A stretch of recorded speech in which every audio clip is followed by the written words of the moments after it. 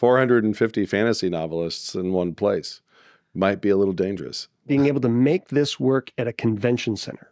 If it is successful in Grand Rapids, Michigan, I can know for certain it's going to be successful in Nashville, in Dallas, in Orlando, in Phoenix. Our heart is in making everyone else look good so that their stories can be found. Met a ghost of a king on the road when I first fell.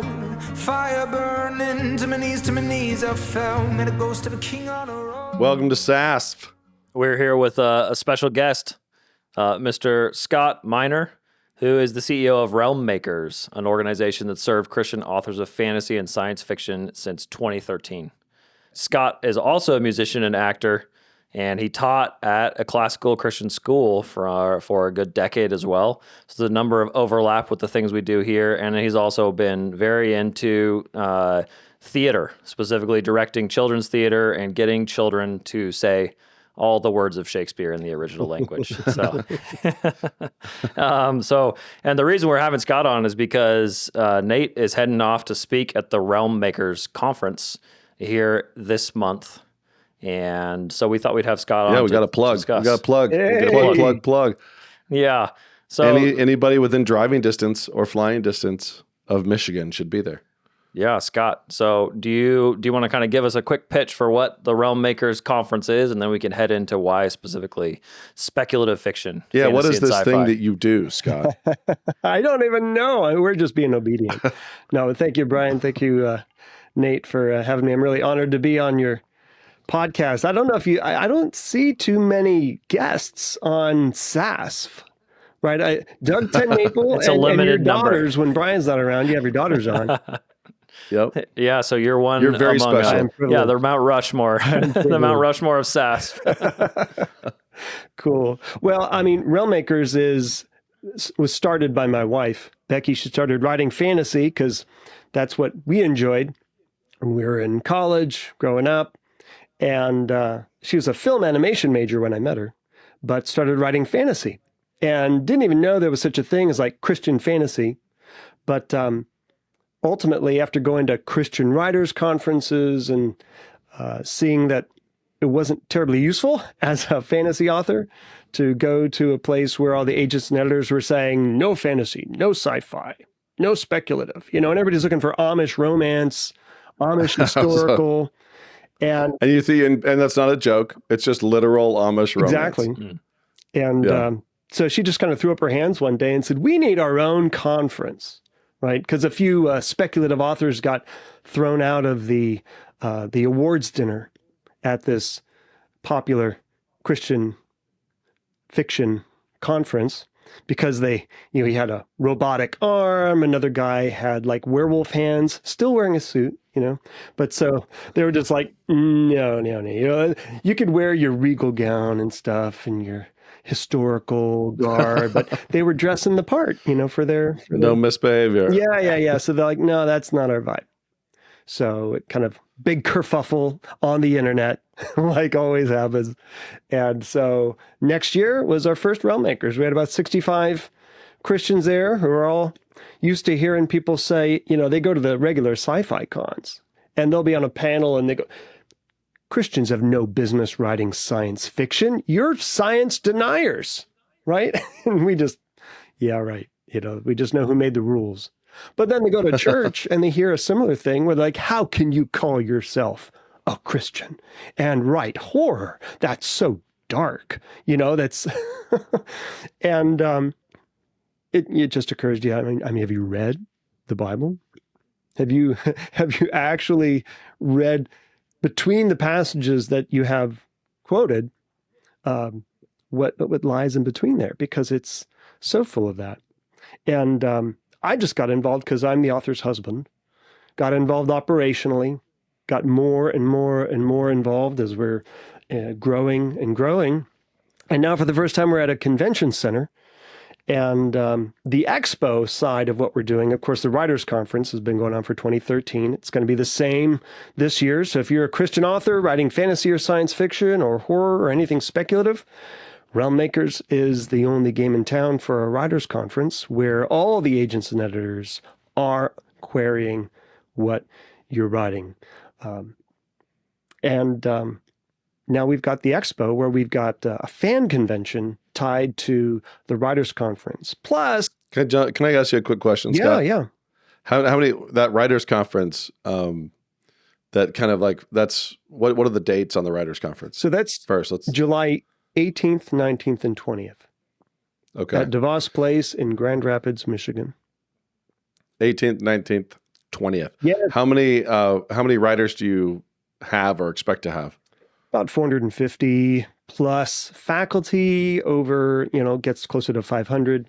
And then at the awards dinner, it's closer to like 600, 650. Okay. And so the kind of people that you would encourage to be there for the writers stuff, like what are the age groups? Where do you think it really benefits people?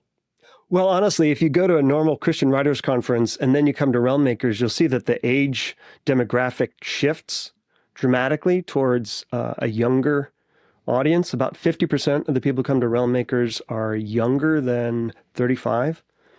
But there's still folks in their 70s who come, and it's about 75% younger than 45.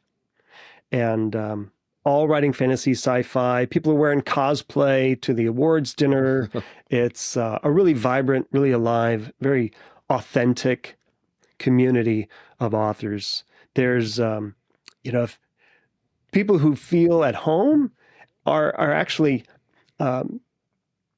it's everyone, but what's unusual is that when people are, maybe they're highly introverted, maybe they're autistic, but they're writing fantasy and science fiction, there's actually a strong number of folks who fit that demographic at Realm Makers and just kind of step out of their comfort zone for once in a long time. Oftentimes, this is the only trip they really make because they can find their community among other authors without getting the side eye when they talk about the fact that they write superhero romance or fantasy about dragons and elves. Our classes are designed for folks who want to learn how to create a magic system or to create their entire world, or they're going to take a class on how to actually write good fight scenes, right? Instead of important stuff. Yeah. Instead of how to market your book. And because none of our authors, when they go to the regular marketing classes, are going to speak at the men's breakfast, and sell their book in the lobby afterwards, it's just a totally different vibe, different strategy that's in place. People want to know how to write fight scenes. That's exactly. Or what would really happen if you had a tower shield and a dragon was breathing fire on you, and I wrote that it just kind of like it protected you, but then the person who's teaching the class, Carla, she would tell you like, no, you're still toast. What would happen? Like, how could I stab someone in a way that they wouldn't immediately die and they'd still live for a couple days, maybe? Right? Like, where could I stab them that would be true? Because she wrote a scene where, because they'll have these scenes critiqued, and then they'll hear back. It's like, no, you can't do that. They'd be dead in 5 minutes. They'd bleed out. Right? You can't write that scene and have them make that damage that you said that they did, but then just have them keep going and they just bind their wounds and go about their day. That's not what would happen. Right? So it's kind of being realistic. Friends don't let friends have bad fight scenes in their books or bad covers. So the speculation has to come outside of the actual laws of biology. You want the speculation around the plot and the characters. Exactly. Scott, can I ask you a question? Yeah. You say it's specifically Christian fantasy and Christian sci-fi. What do you mean by that? I've heard that used in a number of different ways. What makes it Christian? Sure. What makes it Christian? I would amend that statement to say that there are some folks who write Christian fantasy, right? They might describe their series as it's like Laura Ingalls Wilder who finds the armor of God, right? And they set out to find their parents, right? Brian's ready to buy that book right now. Right. Yeah, Alan will you just gave that But most of the people aren't writing what they would call Christian fantasy or Christian sci-fi. It's just the Christian worldview is baked in because that's where it's coming from, right? So it has to do with a mom who's writing YA fantasy with maybe a touch of romance, maybe no romance, but something that they think my 14-year-old daughter can read this and I won't blush, right? They're writing the novels that they wish existed right now, but they get too spicy. So they're like, I'm going to write something, right? So it can be a variety of like clean teen, people who are trying to write like cleaner, not less destructive content, all the way to a little more allegorical armor of God. Absolutely. And so it's everything basically it's a whole spectrum. Absolutely. From ratings, like it's just clean, all the way up to I have a very clear Christian agenda. Right. Okay. Like my wife's books, she writes kind of sword and sorcery, very much informed by Tolkien and the Lord of the Rings. And she created a world for playing Dungeons and Dragons back in high school and college, and that was how we met, honestly. And then we started. I was going to ask you about that because I saw it in your bio as well that you guys met playing Dungeons and Dragons, and it made me wonder if you were one of the guys in costume at that got kicked out of the fantasy event. No, that was not me. That was not me. No, that was before I even got involved and Realmakers got started. But we're sitting in the crypt at the college there in Philadelphia, playing D&D. That was pretty crazy. Getting a big bucket of wings, But really, it's about community. It's about cooperative storytelling, right? And you don't know what's going to happen. You roll the dice and like, oh no, it's so much fun when you roll a 1 and you fail miserably. Like that's so much more fun than it is to just go like, I'm winning all the time. That gets a little old.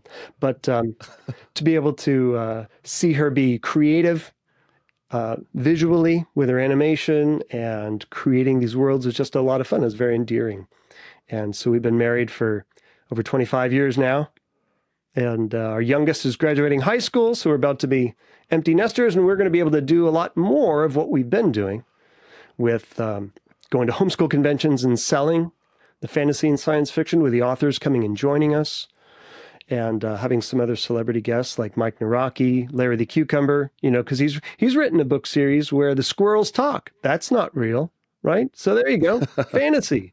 It's also not Amish romance, so I think no. there's no home. Yeah, but so most of our folks don't write Christian fantasy or Christian sci-fi. There's just a Christian element, like who do you have coming? Who else is coming in addition to me? Who else do you have speaking at this conference? Quite as famous as you, Nate. But we do have another author with the prerequisite 2 initial acroname, S.D. Smith. Okay. Is going to be there. Yeah. And he's going to be performing with his family doing Green Ember Live, as well as being another one of our keynote speakers, as you are. And Sam doesn't know that I'm actually going to take his place as an understudy in Green Ember Live. I think that will be I'll text him. Sam is also a Stories or Soul Food guest, so full improv. It's gonna be great. So Sam, SD Smith, and I, and then you have a lot of workshops. We do as well. We do. We've got Alex Magnus Lehman is going to be there. He's actually the head of creative development at Riot Games for their MMO research and design division. He created League of Legends, but he's going to be talking about his own personal story working within the video game industry and in Hollywood as a video game developer and as a Christian, because he runs a Bible study there at Riot Games. So it's more about being a Christian where you are, as opposed to going to do a Christian thing in a Christian place for Christian people and then saying, hey, you should buy my Christian thing instead of this other thing because I'm Christian, you're Christian, and it's Christian. So it doesn't have to be good anymore because it's Christian, Whereas in our world, we're calling each other to not take the derivative choice, but to actually be creative and co-create with God, invite God into your creative world and just move forward in whatever it is that he would have you do. So in terms of some of the other stars who are going to be there, Connie Kendall, well, that's not her name. Katie Lee from Adventures in Odyssey. She plays the role of Connie Kendall in Adventures in Odyssey. Among many other things, she's done voiceover work for, I won't say how long, but long enough where I've heard her things when I was younger. She was Sunny Gummy in the Gummy Bears and Baby Rolf from the Muppet Babies, if you guys remember those shows. But she's so sweet and fantastic. And they are both, her and Mike Nawrocki, a.k.a. Larry the Cucumber, are guest starring in our second live performance, which is the Main Street Music Show. That'll be live Christian sketch comedy audio drama. So if you ever listen to NPR and Prairie Home Companion, which actually doesn't exist anymore, but very intelligent sketch comedy audio drama where you've got the Foley artist right there on stage, but just doing that live radio show for the point of just entertainment. But Katie Lee and Mike Nawrocki are going to be special guest stars in the Main Street Music Show. So we really want to be able to encourage folks because honestly, Christians are the best at audio drama. We've been doing audio drama forever, and the best in the industry are Christian creators. And I just want to encourage the creators. That's where my heart is with Realm Makers and the expo. Is the best thing I can do for these creators is to introduce them to their audience. So my prayer is that the audience will come to Realm Makers Expo. You can get tickets at expo.realmmakers.com. And we priced it at the bottom of the barrel as low as we can so that price isn't an option. It's about the price of going to the movies. And you could literally see an entire movie 2 months pre-release. Light of the World, the hand-drawn 2D full-length animated feature, will be screened on Saturday. And you could come to the expo, get lunch, go to a full animated movie that your kids are going to love about Jesus, and laugh along the way while you're doing it, because you'll notice it's got a very much a 1990s Disney heyday, not the golden age way back, but in the times of like Lion King and Beauty and the Beast and everything. We've got Disney animators at the conference. Tony Bancroft was involved in Light of the World. His brother Tom Bancroft, they're twins. He was the director of Light of the World. And it's so much fun, as opposed to you can tell the story of Jesus like Mel Gibson, and it's not fun at all. But when they're in the boat, you'll see John, the young. They played John, the young disciple, is like 12 years old, which I guess historically could have been. But when they're bringing in all the fish from the boat, he says, "We're going to need a bigger boat." So just kind of pop culture. Well, the Jaws reference. Exactly. I'll as we wrap up, as I send you off, I've got one kind of question. All right. That is, you can evade it if you like. I find it interesting as I think about this. As you and your wife enter a phase where you can put more time into this, like you said, you're empty nesting soon, and you can really buckle down on what you've been doing. The next 10 years of Realm Makers, what are the obstacles? What are the challenges? How does something like this go wrong? If you can see the future and you can say 10 years out, where are the enemies? Where are the antagonists? How does this fail? How does this whole project fail? Or how does it succeed across the next 10 years?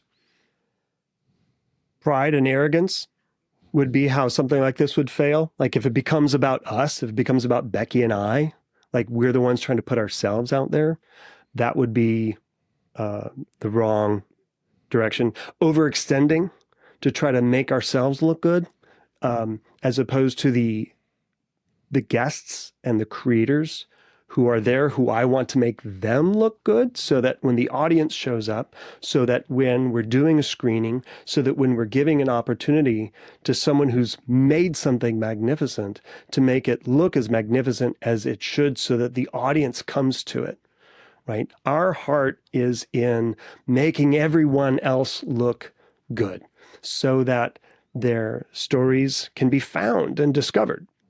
That's really what it's about. If we got away from that and started trying to just strut around and make it about ourselves and misuse the money, because this costs so much money, you know, it's a lot of risk going into a new venue like we are this year. But this is one of the last obstacles. Being able to make this work at a convention center is the last level of leveling up, so to speak. Like, there isn't anything bigger. Like, we're not going to go to a stadium, you know. We've gone from the university conference center to the hotel conference center to the big hotel conference center, now to the convention center. And if it is successful in 3 weeks in Grand Rapids, Michigan, I can know for certain it's going to be successful in Nashville and Dallas and Orlando and Phoenix. And when you're doing it 5 times around the country, each one only has to make a little bit. It doesn't have to make a whole lot. So the more you do it, the less risk you actually have. So I find that the risk is going to be going down after about 3 weeks from now. And we see what God provides in terms of the audience for these stories. Awesome. Okay. Well, Scott, thank you so much for coming on. Thanks for inviting me to this conference. I'm excited to actually hang out in person in a couple weeks. Yes, thanks for coming again. You know, you were our keynote speaker. Of course, you know this, but your audience might not know. You were our keynote speaker in 2020. You're supposed to come to Atlantic City with your whole family and go to the beach. It was going to be amazing. It was going to be fun. And instead we decided to live a dystopian novel instead of a little real life speculative fantasy. A little speculative fiction exactly. that kicked in nationwide, worldwide. Well, thank you, Scott. Much appreciated. God bless you. I love what you guys do. We're going to continue our episode after our quick plug for Nate's conference appearance. It's going to be fun. Yeah. I have Zoomed with them in 2020. I've never I actually Zoomed with them as well. So yeah. I have to be in the convention center. We'll see. 450 fantasy novelists in one place. Might be a little dangerous. What could go wrong? What could go wrong? Because we're all very normal people. So yeah, that was your last question. Are you going to wear a costume? I mean, I heard. No, I am a costume. You do have the scar. You have the scar to fit. I am a costume. Okay, so yeah, state of Christian fantasy. As you're looking again, we don't know about Realm Makers, so you don't have to answer Scott's question. But as you're looking at the broader context of Christian writing in our 21st century, actually we finished the first quarter of this century. What do you think? Where do you see Christian creatives heading off the rails, or perhaps? I mean, there's two directions always. What do you see Christian creatives doing? Yeah, you kind of, and it depends, but Christian creatives overwhelmingly, if they're successful, the temptation is always to sell out. So, and to sell out for what? Like to sell out for respectability, to sell out for... you finally get the approval. Mainstream book deals, millions of units. Is it literal money? Is it fame? What is it that is making somebody tempted to sell out? And I think it overwhelmingly has to do with respectability. Yeah. So people who are laboring in a marketplace that is ghettoized, then are offered the ticket out. And if you succeed enough in that ghetto, will you be pulled up onto the main stage, culturally speaking? And I think that's a pretty powerful enticement for people. And it can be slippery because obviously you're writing books. You want to sell as many as possible. This is a business. It's like selling cookies. I want to sell more cookies, but you don't realize how much the ego or vanity can be involved. Mm-hmm. And how many people desire to be novelists because it's, as I've said here before, it's the way to get so-called famous without being beautiful, athletic, or, really talented musically. So So I'm not athletic. I'm not beautiful. I'm not really talented athletically. And there's kind of this path to mattering. Yeah. I want to be somebody. And so people who are vulnerable to reviews, you know, if you start reading too many reviews and carrying what people say on the internet, then you're setting yourself up to get to a place where you can be led by the nose like a pig with that ring in there. Well, I mean, I think we don't have to get into too much cultural stuff, but watching Phil Vischer's arc Yeah. as, you know, creator of Veggie Tales heading down the line to Yep. now being what seems to be a regular abortion apologist.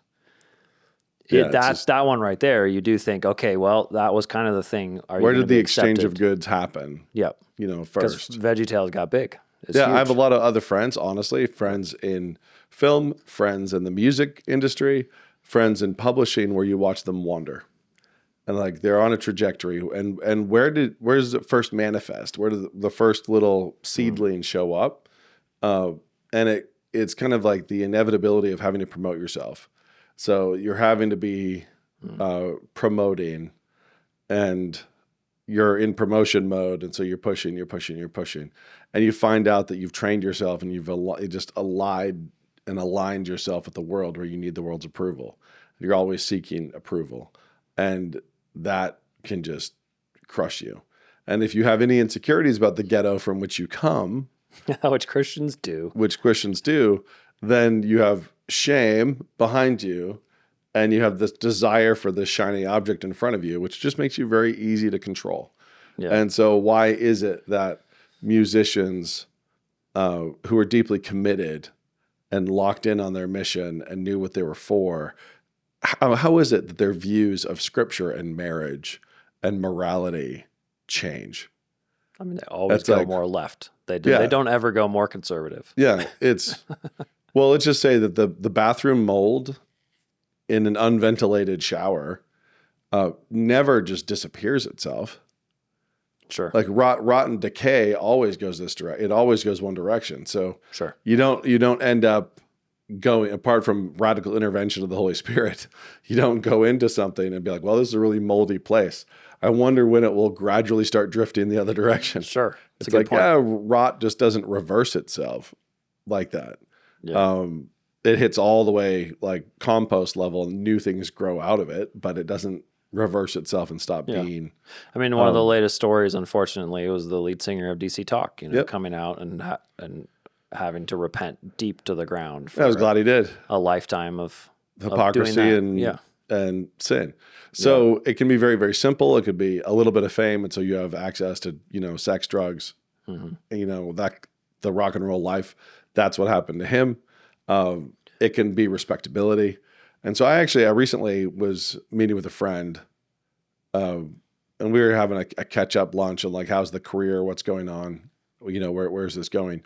And he actually, one of the things that he mentioned to me is like, I need to get a lot better at not caring what people think.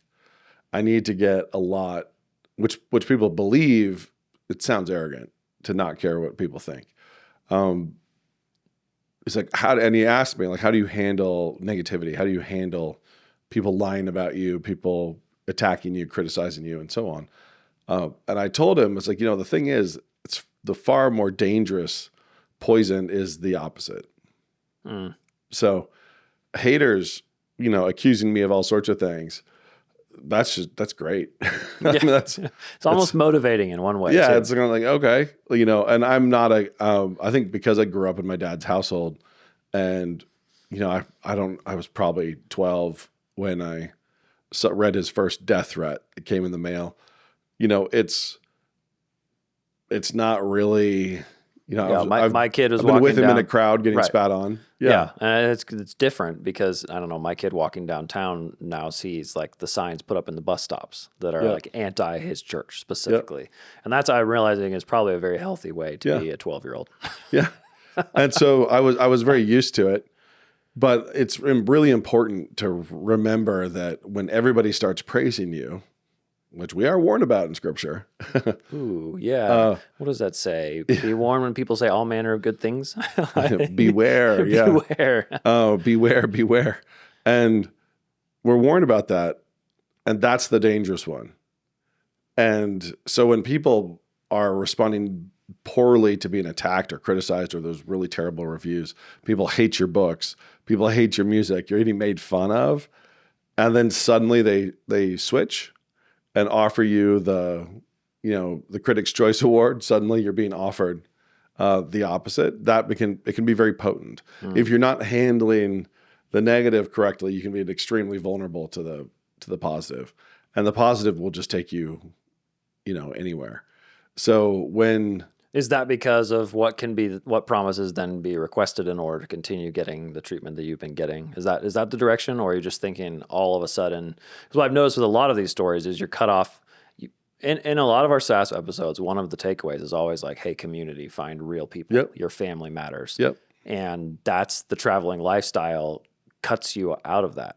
It's really easy. It's part of it to leave.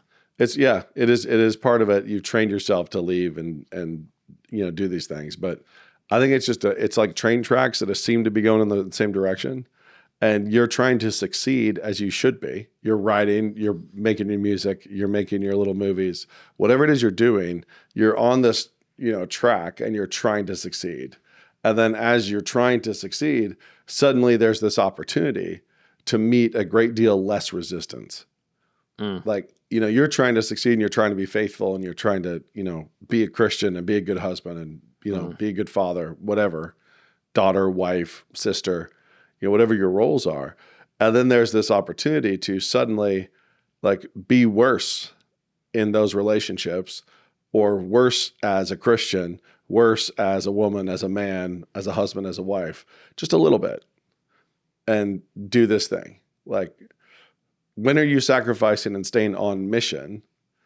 And this is the nature of sacrificing the grind and trying to succeed. And when are you actually sacrificing the wrong thing? You're starting to sacrifice the incorrect thing for the mission. So as soon as you start sacrificing the wrong things on the altar to the wrong God, some things start getting sacrificed to success. Gotcha. It gets, you're done at that point, because it's just a question of increments and growth. So it's going to continue to build and build and build. So, I've told the story about my very first novel, and I had the opportunity to say that I wasn't an evangelical if I wanted this big award. And, I got the phone call and it was just offered like, hey, the committee, wants to know, are you an evangelical? Because if you're not, then you get this big award. And I really loved that moment because it was so simple. It was written in giant black and white letters. Gotcha. It was just, will you deny your people? Will you deny, my grandmother was a missionary to Japan. My grandfather was as old-timey gospel preacher as you could get. I grew up in CEF, which was Community Evangelical Fellowship. Community Evangelical Fellowship, which later became Christ Church. The denomination is the Communion of Reformed Evangelical Churches. Basically my answer was, you don't know what an evangelical is, but I'm not gonna back away from that word for the sake of a prize, for the sake of a shiny object. But it was so blatant. Yeah. They did not try to boil the frog slowly. It was just, I had this opportunity where they just cranked the heat. It was very Mephistopheles. Yeah, it was what? Yeah, it was very helpful to just have it offered out the gates on book one, and then keep your eyes open on the rest of them. But basically, as people get seduced into anything, forget just the fame and the approval that comes in the arts, but corporate life. This happens in corporate life. This happens in church life. Why do pastors ever have their families blow up? Why does that ever happen? And it's well, because they started sacrificing certain things on an altar, the wrong altar. So the wrong things on the wrong altar to a particular perspective of success. So overwhelmingly, when that happens, there's been a lot of degrees have been passed before you get to that place where a family's fully exploded.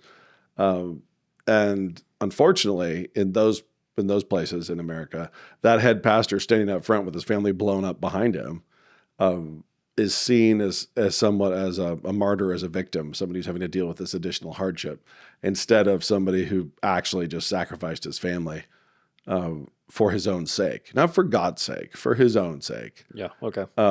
And so authors do that, athletes do that, musicians do that, pastors do it, corporate vice presidents do it. You know, whenever people are striving for success and they start to forget what the actual success is and what it's supposed to cost you, and it can't cost you these primary relationships to God, spouse, children, anything like that. So I honestly think an immunity to positive approval is actually a much, much more helpful defense than an immunity to criticism. But they do come together. Do you see that becoming a pretty big temptation here in the next 10, 20 years? I feel like as it seems like there are fewer and fewer creatives and our schools are getting worse and worse outside of a few niches. It seems like the talent pool is shrinking. Yeah. In a sense that like, hey, cream will rise. Yep. And you're going to have to get good at this. Yeah. But I don't know if that's the direction we're heading. I think you're right. I think the talent pool is shrinking, but the demand is increasing. And I think there will be more and more opportunities for Christian conservative creators, and they will have more and more temptation. Yeah. So, I mean, because we're trying to fill the creative pool with AI, as we discussed. It's like that. So it's really simple. If you take somebody with no impulse control, so you have somebody who's just zero impulse control, they're 11 or 12 years old, then you say, you know what we should do? It's like, let's give this guy $10 million and see what happens. Let's give him $100 million. It's like, we all know this goes very, very badly. You give an 18-year-old with no impulse control fame and money, we all know kind of what happens. What happens when you do it to a wife? You know, it's like, what happens when you do it and she's not had any emotional discipline. So let's say that she's not had much emotional discipline, but she's also not been that heavily tested. So the offenses are pretty minor, but she's flunking the test still. So it's like a driver's test or something where it's like, yeah, she's hitting all the traffic cones on a Tuesday afternoon, having a bad attitude about carpool or being upset at Johnny, for being too much of a boy at the dinner table or something like that. But let's just say she's led by her moods, and her moods aren't that drastic. Yeah. But they're drastic enough to lead her. So it doesn't show up as like massive flaws or massive problems, but there's cracks in that foundation. Now put fame on it. Now give her 1 million readers, all of whom are telling her that she's amazing and she changed their lives. And watch what happens. Because the crush depth there, the burden is intense. And if there's wobbles of emotional discipline when there's no stakes and she does what she feels like doing, but she only feels like being a little naughty or, a little busy, whatever. Now just plug her into an amplifier and throw a bunch of gasoline over there. It's crazy. And so the same thing for men, same thing for anybody. Yeah. Like, are you ready to build a tower on this foundation? So if your foundation is really solid and really square, how many stories up can you go? You can go a lot. Yeah. But if your foundation is not square and not solid, how many stories up can you go? 1, normal life, middle-class existence. Let's go with 2. Oh, let's add a couple more social media influencing. Yeah. And now it's, oh boy, it really shivers in the wind. Every time there's... Or an anonymous Twitter account. Yeah, there's an anonymous Twitter account, or there's embarrassment and shame. I feel embarrassment and shame about my denomination, about my church. Yeah. Some person I don't know, who's probably not even real, said something rude about my community. And it's kind of like, whoa, it's shivering. But how many stories up can you go? Add fame, add money, add influence, and that thing starts to go, and it's gonna go over. So whether it's male, female, old man, young man, doesn't matter which area it is, corporate life, social media platform.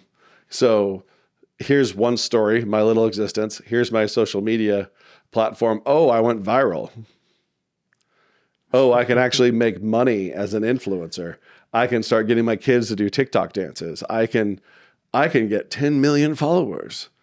And then like, what's going to wag this? What's going to swing it? Who's going to get sacrificed?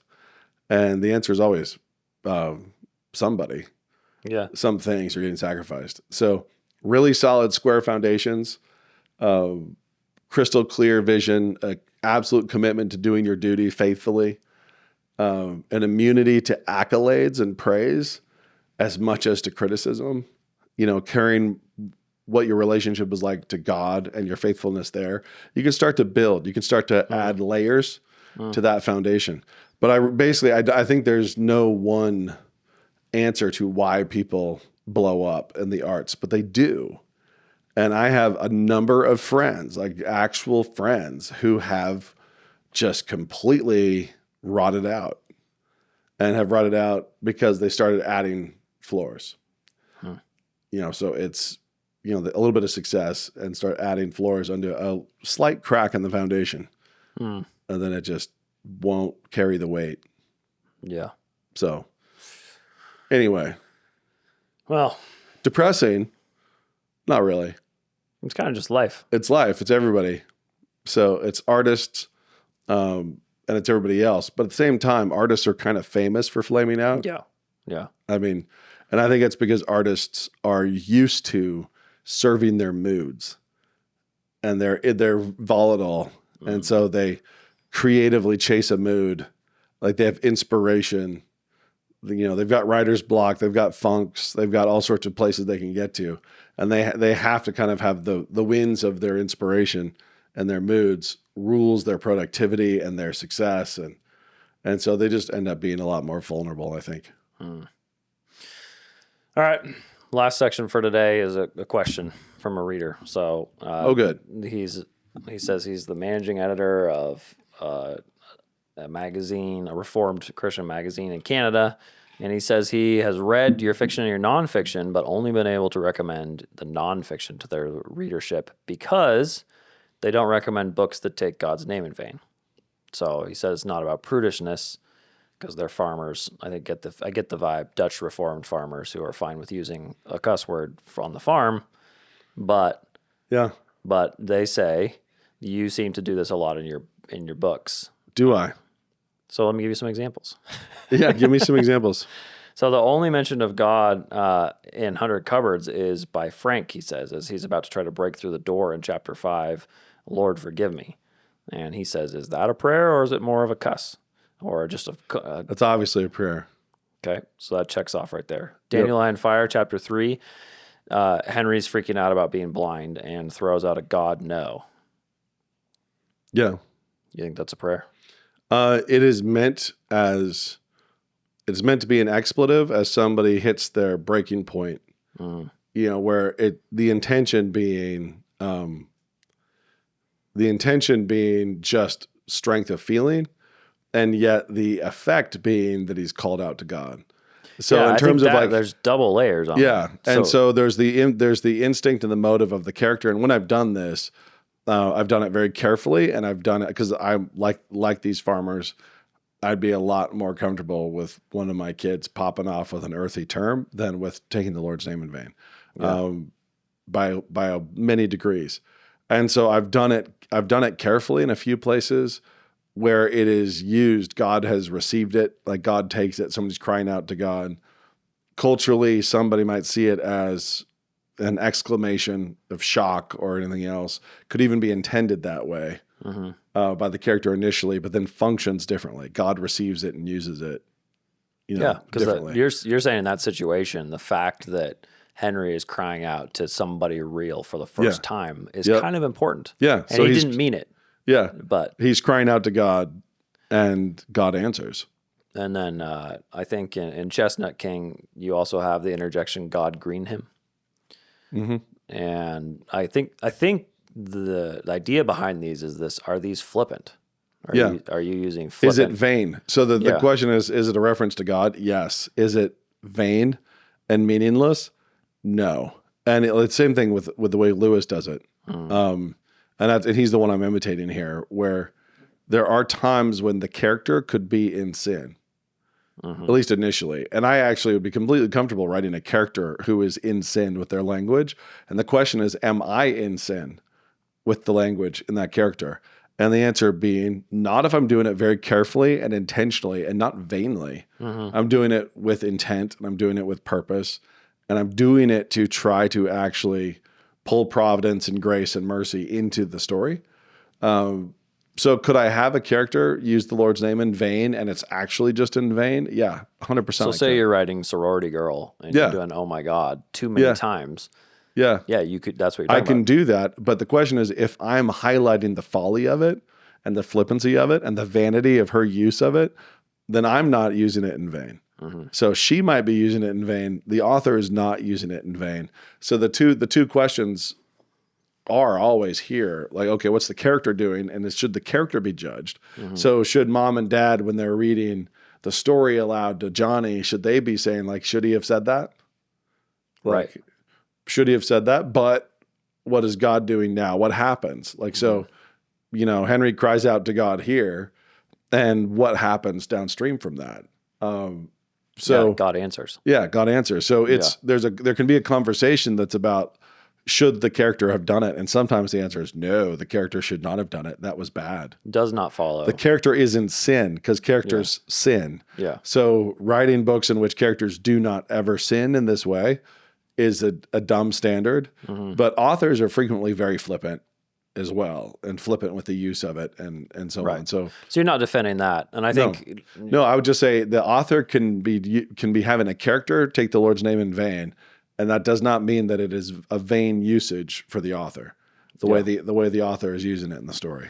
And I think coming from a broader evangelical context, he points out that, you will not find the F word, for example, in Christian bookstore for the most part, but you will find plenty of those flippant OMGs, right? Yeah. And that's correct. That's a double standard that it is. And it's also, we should avoid. I've been around Christian creators when they all just start cussing up a storm. And it's funny how the salty ones will really kind of, like, the ones who are connected in Hollywood will feel free to let it rip with F-bombs, whatever.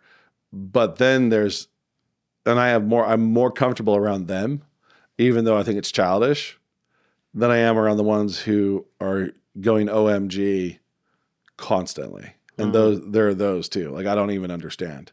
Right. Now I have, in talking to some of them, they believe that it's like, well, they would never yell Jesus, but oh my God, Lord, all that stuff. They wouldn't say Christ or Jesus. It's kind of like, oh, well, I think that's dumb. Yeah. Well, but regionally, they're slicing it a little. Lord or Lordy, it feels like is even back further now. Yeah. Like we're hundreds of years back into misusing or overusing what used to be probably a more common prayer. Yep. I would think.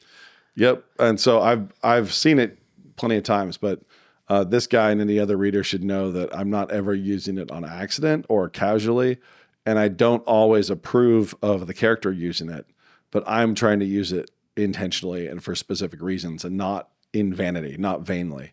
So there's actually, the answer is that, hey, if you see God's name coming up in Nate's fiction, pay attention. You can pay attention and dig a little deeper because it's there for a reason. Yep. And I think too, if you go back to, example of, I don't remember who says God green him. I'm assuming one of the fairies, but that right there is an interesting alignment of the fairies on a particular spiritual side. Yeah. Which, I mean, even that, it's like, this isn't casual. This isn't, I need my fairy to sound a particular way. This is actually meaningful. Yep. You will be able to determine my judgments as an author and what I see the mechanics of a scene doing if you see the name of God show up at all. So in this case, Henry has come up in a very godless family. And we don't see him casually using the name of God around like he breathes. He's not profaning the name of God. This is a very unusual thing for him. And so he is clumsy. He doesn't know what he's doing really, but he is in fact crying out to God. And then you see what begins to happen to him having done that afterwards. So it's a big point. It's a big moment for him, and he starts down a particular road at that point. But yeah, if a character is using the name of God in one of my stories, it's telling you something. And I could be identifying a villain. I could be identifying somebody who's flippant, thoughtless, vain, meant to be judged. Or I could be doing something that's more likely a prayer, a turning point, an actual moment of evoking divine grace and providence into the story, where the story begins to swing. We don't need to run through all these. You can look them up on your own, but Dragon's Tooth has a number of like, thank God and so help me God, or even God rest his dirty soul. Yeah. Or a call to God Almighty that doesn't seem like it's calling on God. You're saying you're doing multiple levels of discourse here. Yeah. Not just the character discourse, Yep. also authorial. Yep. So you can find out why. And a lot of That's thrown those there. you'll see it's not just people yelling, "Oh my God." None of those are. Like all of those are usage, very different usage. So help me God. It's like, well, okay, somebody's swearing, somebody's taking an oath, and you can kind of roll through, and some of them are, oh, this is the rotten decay of a particular society, and some of them are evocation of the actual deity into like, or sailor language. Because sailors are constantly aware of the fact they're this close to going yep. to heaven or hell. Yes. Yeah. And so there's basically it's a long way away from a character using a reference to God, a character referring to God, and an author taking the name of God in vain. So, I mean, I think in vain is a really kind of key factor here. Yeah. Is it for no reason? Is it purely flippant? Right. And just because broader evangelical culture does use the OMG too much, does not mean we steer away from talking to our Father. And I will also say that I actually, in a deeper and truer sense, I have a lot of characters, especially in Ashtown, who are taking the name of the Lord in vain. Because the deeper sense of taking the Lord's name in vain is identifying yourself as one of his, identifying yourself as a Christian, taking the name of the Lord and doing so in vain, and then acting hypocritically and behaving terribly. All of the members of Ashtown, all the members of the Order of Brendan who have taken those oaths have taken the name of God, in a particular way. And then you have tons of them having done it in vain. They didn't follow So through. the idea of characters taking the name of the Lord in vain should not in any way tell us not to sell a book or not to read a book. It's a question of just, okay, is this going to make me wiser and better, or is it going to make me foolish? Is there something here to explore and learn from? Or is this just bad examples and imitative behavior that's going to lead our kids astray? There's more to the conversation than just, does the word God get used anywhere? That's great. There we go. That's the end for today. There we go. Perfect. Lay your life down. Your heartbeats cannot be hoarded. Your reservoir of breaths is draining away. You have hands, blister them while you can. You have bones, make them strain. They can carry nothing in the grave. You have lungs, let them spill with laughter. With an average life expectancy of 78.2 years in the U.S., subtracting 8 hours a day for sleep, I have around 250,000 conscious hours remaining to me in which I could be smiling or scowling, rejoicing in my life, in this race, in this story, or moaning and complaining about my troubles. I can be giving my fingers, my back, my mind, my words, my breaths to my wife and my children and my neighbors. Or I can grasp after the vapor and the vanity for myself, dragging my feet, afraid to die, and therefore afraid to live. And like Adam, I will still die in